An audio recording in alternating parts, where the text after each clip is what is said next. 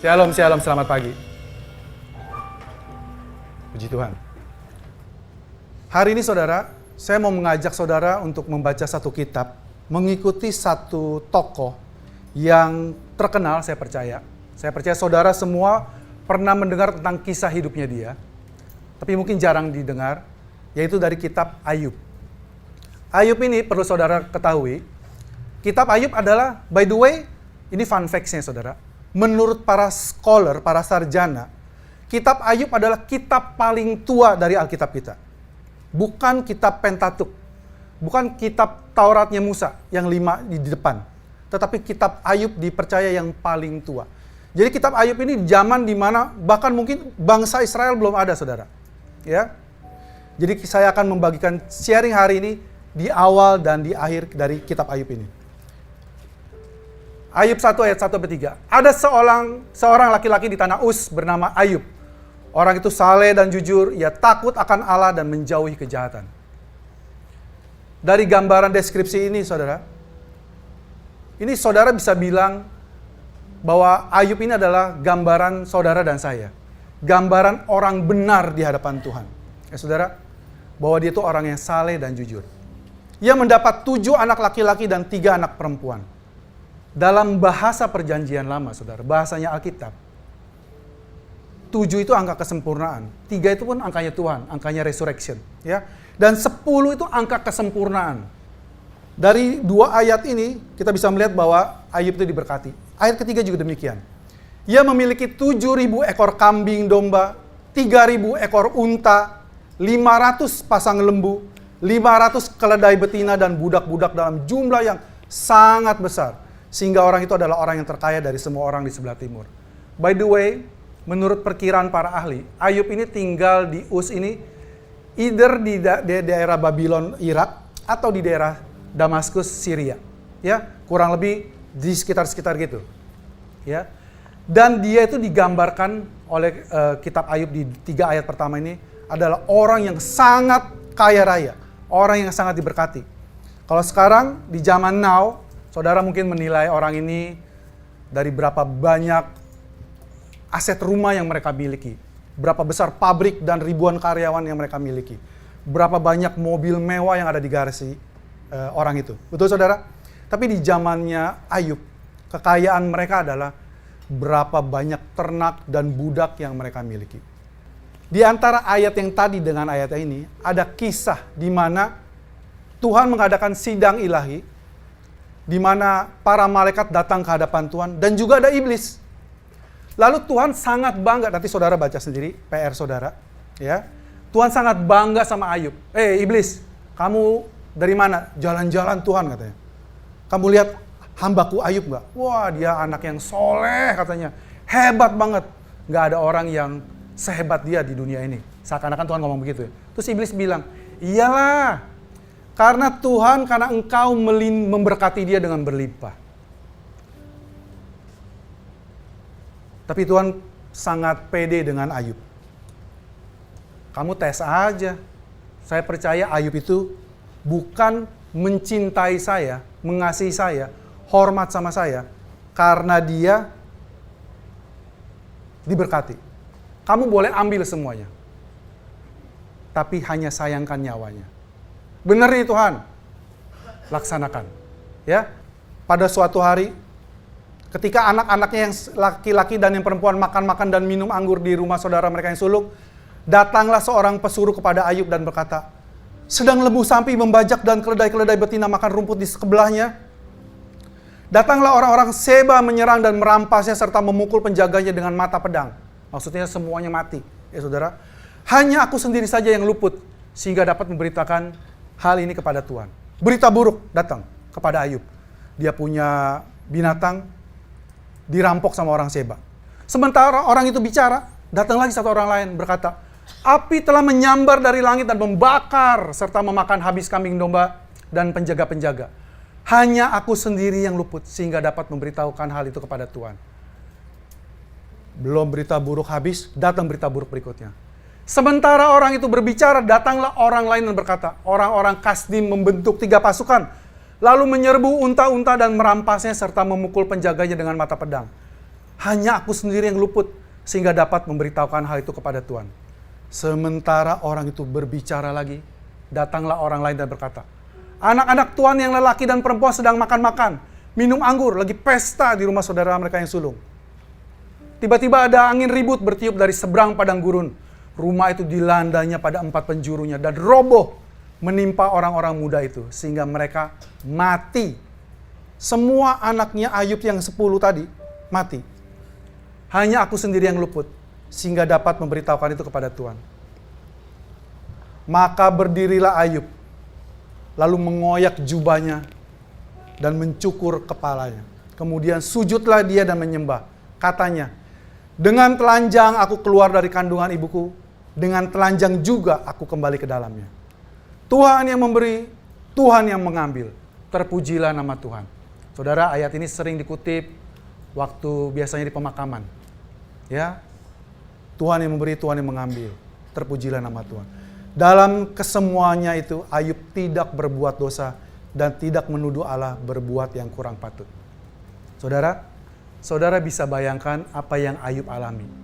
Dia adalah orang yang benar, orang yang rajin. Saya juga tidak tayangkan ayat-ayat di mana sebenarnya setiap hari anak-anak lakinya itu yang 7 mengadakan pesta. Giliran, hari ini si A, berikutnya si B, si C, terus ya. Dan setiap hari semua anaknya kumpul pesta-pesta. Dan setelah pesta malamnya itu, pagi-pagi Ayub itu selalu membakar korban, 10 korban bakaran kepada Tuhan. Tujuannya apa? Jangan-jangan waktu pesta tadi malam anak saya berbuat dosa. Dan saya minta ampun sama Tuhan. Ayub gambaran bapak yang baik, teman-teman? Ya, dia sangat peduli sama keluarganya. Dia sangat peduli kepada kehidupan rohani anak-anaknya. Tetapi yet, orang seperti Ayub yang hidupnya benar ini tiba-tiba mengalami kemalangan yang beruntun. Dan Alkitab mencatat di pasal 1 ayat terakhir tadi, Ayub tidak berbuat dosa.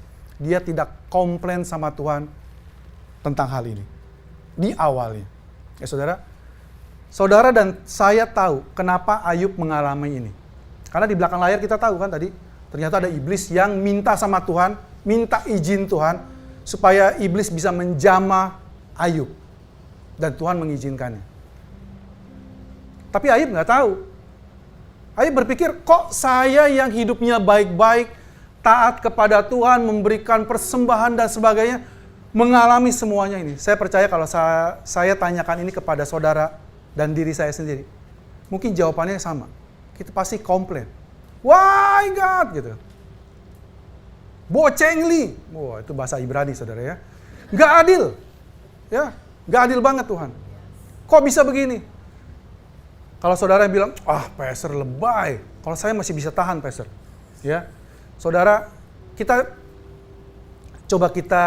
hitung kekayaannya Ayub yang hilang dalam 1 hari. Coba dilihat tabelnya. Ini saya pakai ChatGPT. Tolong dikasih tahu harga kambing, domba, unta, sapi pada saat ini di Jakarta dan sekitarnya. Yang sulit itu nyari harga onta, saudara. Ya. Jadi kira-kira sekitar sampai 50 juta. Saya ambil tengahnya semua. Ya. Harga domba itu kurang lebih dari 3,5 sampai 4,2. Saya anggap 3,8. 7.000 ekor domba itu kalau satunya sekian, nilainya itu 26,6 miliar. 3.000 unta yang gak jelas itu harganya, satunya itu sekitar 40 juta. Ya. 120 miliar. Itu saudara bisa lihat. Dan yang punya keledainya 500. Saudara punya keledai ternyata lambang kekayaan. Jadi buat pasangan-pasangan yang merasa pasangannya keledai, saudara ya lumayan kaya ya. Ya. Ya. Dan kekayaan ini diambil semua sama iblis. Tapi Ayub berpikir, saudara tadi baca ya, Ayub berpikir Tuhan yang ngambil loh. Saudara, sebelum kita akhir, jangan-jangan kalian belum dengar khotbah selesai, kalian keluar. Sebelum kalian pulang, saya mau negaskan, bukan Tuhan yang mengambil itu. Tuhan itu Tuhan yang baik, saudara. Kita sudah mulai itu dari awal tadi, kita udah bikin dasarnya. Bahwa Tuhan itu Tuhan yang baik. Dan waktu Tuhan, Allah Tritunggal kita, ingin menyelamatkan manusia berdosa, saudara. Tuhan mengutus Sang Firman, pribadi kedua. Berinkarnasi menjadi manusia. Dan dinamai Yesua. Yang artinya Allah Tuhan yang menyelamatkan, Yahweh yang menyelamatkan. Saudara, Tuhan itu hanya ada hal baik yang dia punya. Karena dia punya hal yang baik, dia hanya bisa memberikan yang baik. Si iblis yang bisa memberikan sesuatu yang tidak baik. Kerinduan Tuhan setiap anak-anaknya. Karena 3 Yohanes 1 ayat 2 bilang, yang nulis Yohanes, saudara. Rasul, murid kesayangannya Tuhan Yesus menurut versinya Yohanes. Ya, Yohanes bilang begini, saudara-saudara, aku berdoa supaya kalian semua baik-baik saja dalam segala hal.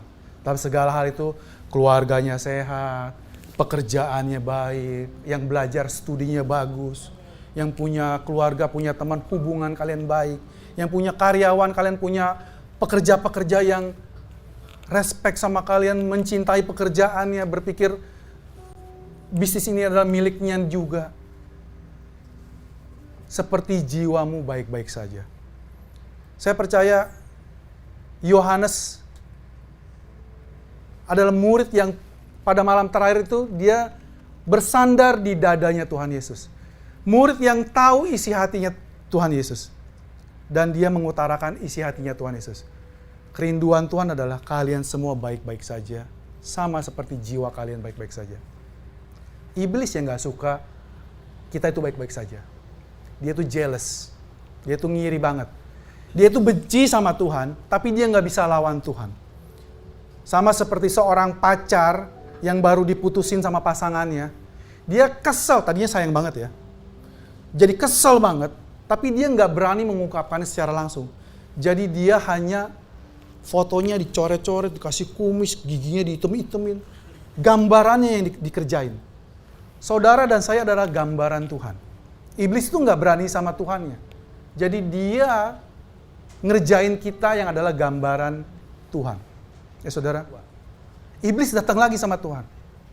Dan Tuhan bilang, lihat kan iblis, Ayub tetap mengasihi saya. Dia tidak berdosa, dia tidak mengutuk saya sama sekali. Berarti teorinya kamu salah, iblis. Terus iblis itu jagonya ngeles, saudara.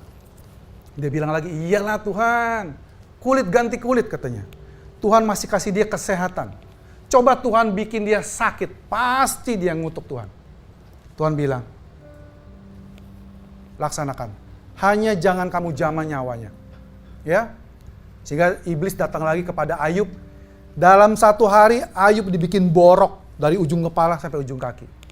Saya percaya kita semua pernah sakit. Saya pernah gatel di punggung belakang. Puji Tuhan, hanya punggung belakang. Nggak ke kepala, nggak ke tangan, nggak ke kaki. Ya, Ayub itu bukan hanya gatel, saudara. Dia itu barah borok. Saking sakitnya dia. Ya ini yang pernah gatel, mungkin bisa sedikit membayangkan penderitaannya Ayub. Dia tuh ambil beling. Genzi tahu beling nggak ya? Barang pecah, dia ambil, cukup tajam, itu dipakai untuk ngegaruk dia. Karena pakai tangan itu udah nggak nolong lagi. Ya, nanti saudara juga bisa baca di Ayub. Ada satu bagian di mana Ayub bilang, mulutku itu nggak ada giginya lagi. Pokoknya Ayub itu sangat menderita, teman-teman. Tetapi dalam kesemuanya itu, dia sampai saat itu dia tidak marah sama Tuhan. Bahkan istrinya yang tadinya nggak ngapa-ngapain, waktu Ayub jadi tiba-tiba borokan dan sebagainya dan mengeluarkan bau yang gak enak, istrinya tuh bisa bilang begini, matilah engkau cepat-cepat katanya, kutukilah Tuhanmu katanya. Saudara, pasangan kita, suami atau istri, itu Tuhan rindu kita ini hidup saling mendukung. Terutama lelaki, itu perlu seorang penolong. Laki-laki, sadarlah, kamu itu ditolong sama si perempuan. Jadi si perempuan itu secara bahasa itu sebenarnya perempuan itu lebih kuat daripada laki-laki. Ya. Tapi statistik juga menunjukkan demikian. Kalau saudara lihat seorang suami yang ditinggalkan istri atau seorang istri yang ditinggalkan suami, biasanya suaminya itu menikah lagi. Saudara lebih sering menemukan duda yang menikah lagi daripada janda yang menikah lagi. Kenapa? Karena perempuan itu super girl. dia itu bisa hidup sendiri, kuat, gak butuh bantuan laki-laki. Laki-laki, saya malu juga ngomongnya ya. Tapi itu pengakuan diri. Bahwa kita bilang begitu, Adam itu tidak baik seorang diri. Aku akan memberikan seorang penolong baginya yang sepadan dengannya. Tetapi sebagai pasangan, saudara, suami dan istri, Tuhan rindu ini kompak dalam segala hal. Dunia boleh memusuhi keluarga ini, tetapi suami istri ini, kerinduan Tuhan adalah menjadi satu. Dalam kekristenan, kita percaya pernikahan satu istri, satu suami. Dalam kekristenan. Alkitab mencatat Tuhan membenci perceraian. Ya saudara, kenapa? Karena Tuhan ingin memberikan gambaran bahwa kalau Tuhan sudah mempersatukan seorang laki dan perempuan, tidak bisa apapun memisahkan mereka. Itu kerinduan Tuhan. Tetapi kita ini hidup di dunia yang jatuh, saudara. Satu dan lain hal terjadi, kita tidak bisa menghakimi, teman-teman. Ini harus digarisbawahi. Kita mungkin bisa menghujat orang lain. Saudara tidak mengalami apa yang dia alami. Ya saudara, kita nggak judging orang. Iblis ingin merusak gambaran pernikahan itu. Dengan, boleh, kamu boleh menikah berulang-ulang. Bahkan kamu boleh memiliki beberapa pasangan. Ya, Adam and Steve, Adam and Eve, and Eva and Linda and Laura and so on, gitu ya. Boleh katanya. Saudara, kerinduan Tuhan adalah kita adalah keluarga yang utuh dan kompak. Tapi dalam hal ini Ayub juga mengalami penolakan dari even orang yang dia harapkan menolong dia, istrinya. Istrinya bilang, kutukilah Tuhanmu. Terus Ayub bisa bela diri. Kamu wanita gila katanya. Masa kamu hanya mau menerima yang baik-baik saja? Di sini dalam tanda kutip, Ayub salah lagi. Ayub berpikiran Tuhan itu bisa kasih hal yang buruk dan hal yang baik. Saudara, seperti saya bilang tadi, Tuhan hanya bisa memberi hal yang baik. Saudara mesti pegang itu. Tapi pastor, kok banyak anak Tuhan mengalami hal-hal yang buruk? Seperti saya bilang tadi, semua itu adalah kerjaan si jahat. Tetapi saudara, kabar baiknya. Saya nggak khotbah tentang Ayub begini. Hanya untuk menunjukkan bahwa, kalian orang Kristen, ya siap-siap jadi kayak Ayub ya. Ya, siap mati kayak Ayub, hidup kayak Ayub. Ini fenomena saudara ya. Di gereja, di kalangan anak-anak Tuhan kita sering menemui, tadi barusan kita omongin. Nama Kris itu pasaran banget katanya. Christian, Yusuf, Joseph, John, Michael, Gabriel, umum banget ya. Tapi nggak pernah ada yang namanya Ayub. Jarang. Kita sebagai orang Kristen sering punya pemikiran yang salah. Kalau saya jadi anak Tuhan, terima Tuhan, hidup saya pasti akan jauh lebih baik. Secara materi, secara hubungan, secara ini. Saudara, itu kerinduan Tuhan. Ada amin? Atau sebaliknya, atau hal yang lain. Tadinya saudara tidak mengenal kasih karunia Tuhan. Saudara adalah orang Kristen. Tapi saudara hidup di bawah hukum Taurat. Saudara hidup dalam tuntutan bahkan dari gereja. Saudara harus hidup kudus. Kalau gak kudus, Tuhan akan hukum saudara. Kalau saudara hidupnya masih gak benar, jangan harap Tuhan berkati saudara. Tuhan akan ciwir saudara.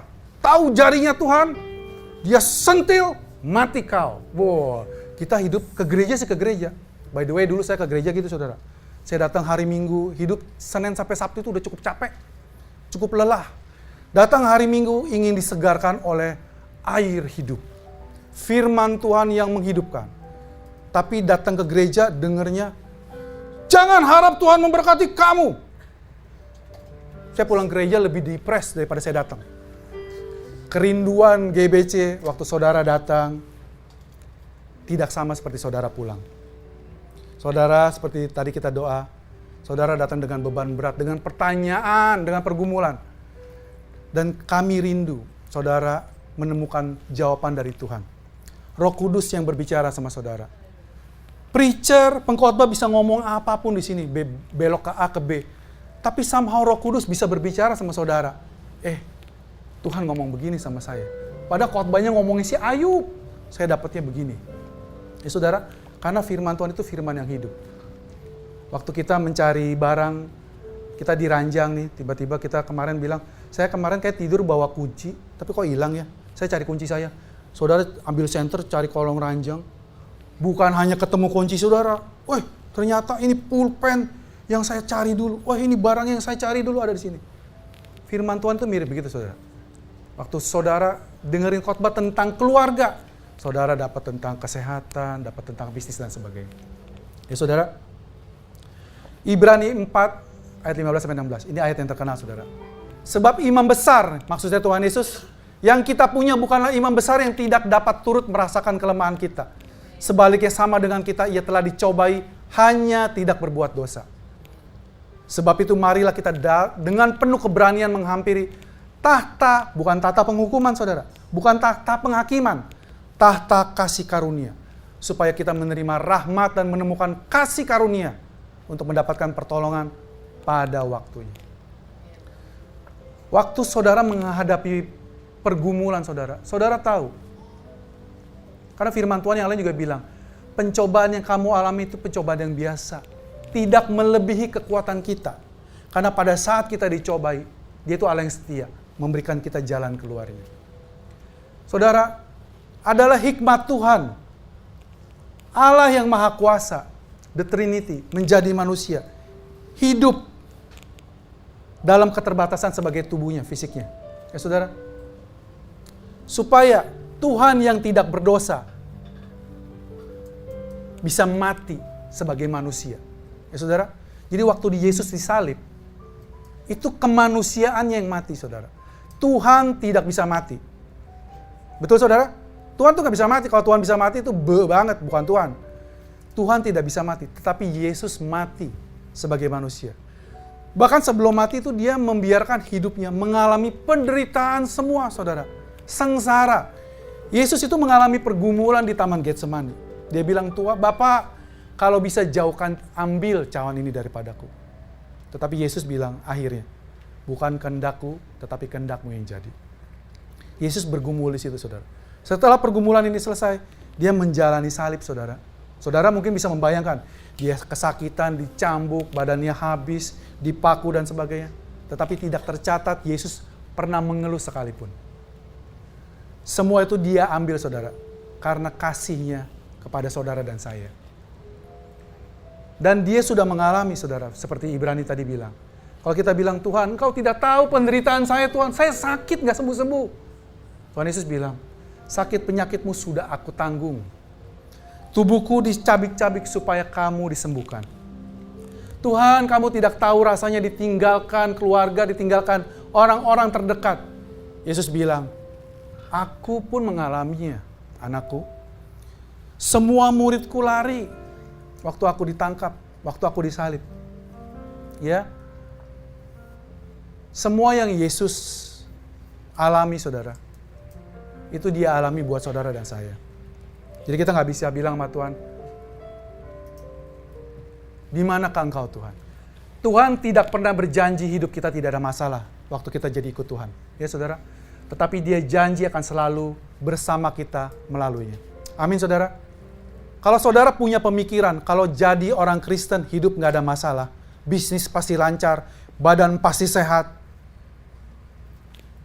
Saya mau ambil dari cerita Alkitab saudara. Waktu Yesus setelah selesai mengajar, Yesus bilang sama murid-muridnya, mari kita pergi ke seberang. Ya, Yesus naik sama muridnya naik perahu, dan Yesus habis pelayanan dia tertidur di dasar perahu. Tidur. Tapi iblis menggoncangkan danau Galilea, di laut itu. Ya, sehingga murid-muridnya yang nelayan juga ketakutan. Saudara, kalau kita yang kerjaannya jadi guru, jadi pedagang, naik perahu goyang dikit pusing, kita maklum. Ini nelayan. Petrus, Andreas, Yakobus, Yohanes. Seumur hidupnya jadi nelayan. Dan waktu dia mengalami badai, mereka juga takut mati. Dan dia membangunkan Yesus. Woi guru, woi, bangun. Ya, kamu gak peduli kita akan mati. Yesus bilang, kenapa kalian tidak percaya? Kan saya sudah bilang istilahnya ya, ini parafrase saya. Kan saya sudah bilang kita akan ke seberang. Kalau saya bilang kita akan ke seberang, kita pasti ke seberang. Tetapi perjalanannya nggak mulus, saudara. Kalau kita berpikiran kalau ada Yesus di perahu kita, pasti airnya kayak kaca, bening, nggak ada apa-apa. Jalannya pasti lancar. Tidak, saudara. Ikut Tuhan itu banyak tantangan. Dan kabar baiknya tadi, tantangan pasti ada, saudara. Tetapi janji Tuhan, Dia tidak pernah meninggalkan kita. Ya, saudara mungkin pernah dengar lagunya. Tak pernah Dia janji, selalu kan panas, gitu kan. Tak pernah Dia janji, selalu kan hujan. Kita ke Ibrani 9 ayat 12. Dan ini kabar baik ya, saudara. Dan Yesus telah masuk satu kali untuk selamanya ke dalam tempat yang kudus. Bukan dengan membawa darah domba jantan dan darah anak lembu, tetapi dengan membawa darahnya sendiri. Dan dengan itu Ia telah mendapatkan kelepasan yang kekal. Saudara, Ibrani 9 bercerita tentang apa yang Yesus lakukan di kayu salib.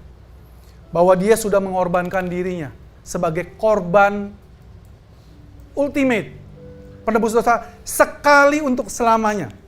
Saudara, kalau saudara benar-benar membaca firman Tuhan, dan kami mengajak saudara itu untuk baca firman Tuhan benar-benar, saudara. Saudara jangan percaya 100% unquote dengan apa yang even dari mimbar ini katakan. Saudara perlu verifikasi dengan firman Tuhan. Saudara, waktu itu Paulus khotbah kepada sekumpulan jemaat yang namanya Berea. Tetapi setelah Paulus selesai khotbah, Paulus, apa yang dilakukan jemaat Berea? Mereka mengecek firman Tuhan. Apakah yang disampaikan Paulus tadi sesuai dengan firman Tuhan? Saudara, yang khotbah di sini pun masih manusia, saudara. Kami bisa salah. Kerinduan kami, himbauan kami, kalian juga membaca firman Tuhan. Ngecek, Pastor God, yang kamu omongin itu salah, mestinya begini. Nah, saudara bisa nanya, saudara bisa ngobrol di Hangout Zoom, ya, atau nanti pulang. Saudara bisa ngecek. Tapi saya percaya konteks dari ini juga punya arti yang lain. Jadi Yesus digambarkan Dia naik ke sorga, membawa darahnya sendiri, memerciki suatu tempat di sorga. Saya percaya, saudara, karena ini pertanyaan sejuta umat. Kok bisa iblis menghadap Tuhan di sorga? Betul, saudara? Ya. Karena kitab Ayub ini diawali pasal 1 dan pasal 2. Ada kejadian di mana Tuhan mengadakan sidang ilahi, para malaikat datang, plus iblis. Kalau kalian kritis, kalian pasti nanya, kok bisa iblis menghadap Tuhan? Saya percaya, saudara. Sebenarnya tempat yang iblis pakai ini, yang iblis ambil, adalah tempatnya Adam. Tetapi karena Adam jatuh ke dalam dosa, dia itu seakan-akan menyerahkan otoritasnya dia, haknya dia kepada iblis. Sehingga iblis punya hak menghadap Tuhan. By the way, iblis itu orang yang ngerti hukum, pribadi yang ngerti hukum. Ya. Tetapi dia kerjanya mendakwa kita. Pendakwa, hasatan. Ya, saudara? Tetapi kita punya pengacara Yahudi terkenal yang gak bakalan gagal, gak bakalan lost case. Siapa namanya ya? Yesus. Betul-betul pengacara Yahudi yang hebat, saudara. Ya, karena Yesus bilang keselamatan berasal dari orang Yahudi. Iblis tidak bisa lagi berdiri di hadapan Allah untuk mendakwa kita, saudara. Saudara jangan takut, karena darah Kristus sudah mengambil kembali hak Adam. Saudara, iblis itu bekerja dalam ranah hukum, ketentuannya ada. Dan Tuhan juga membayarnya semua dalam ketentuan hukum. Sehingga iblis tidak punya hak lagi. Kabar baik, saudara, sekarang apa yang Ayub alami tidak akan saudara alami lagi. Kabar baik, saudara. Waktu Ayub bilang, Tuhan yang memberi, Tuhan yang mengambil. Itu perkataan Ayub, saudara. Bukan firman Tuhan. Karena kita tahu sekarang, Tuhan yang memberi, iblis yang mengambil. Amin, saudara? Amin. Ayub nggak tahu, kita tahu. Tapi saudara, semua cerita ini nggak seru kalau tidak diakhiri dengan happy ending. Ya, kita buka Ayub 42. Hanya dari kata orang saja aku mendengar tentang engkau. Tetapi sekarang mataku sendiri memandang engkau. Oleh sebab itu aku mencabut perkataanku dengan menyesal. Aku duduk dalam debu dan abu. Tuhan memberkati Ayub dalam hidupnya yang selanjutnya lebih daripada hidupnya yang dahulu. Yang mendapat 14.000 ekor kambing, tadinya 7.000. 6.000 unta, tadinya 3.000. 1.000 pasang lembu, tadinya 500. Dan 1.000 ekor keledai betina, tadinya 500. Artinya apa? Double blessing. Ia juga mendapati 7 orang anak laki-laki dan 3 orang anak perempuan. Di seluruh negeri tidak terdapat perempuan yang secantik anak-anak Ayub, dan mereka diberi ayahnya milik pusaka di tengah-tengah saudaranya laki-laki. Waktu baca kitab Ayub ini, kita juga ada pikiran-pikiran gatel ya. Ayub dalam satu hari habis semuanya, punya anak 10.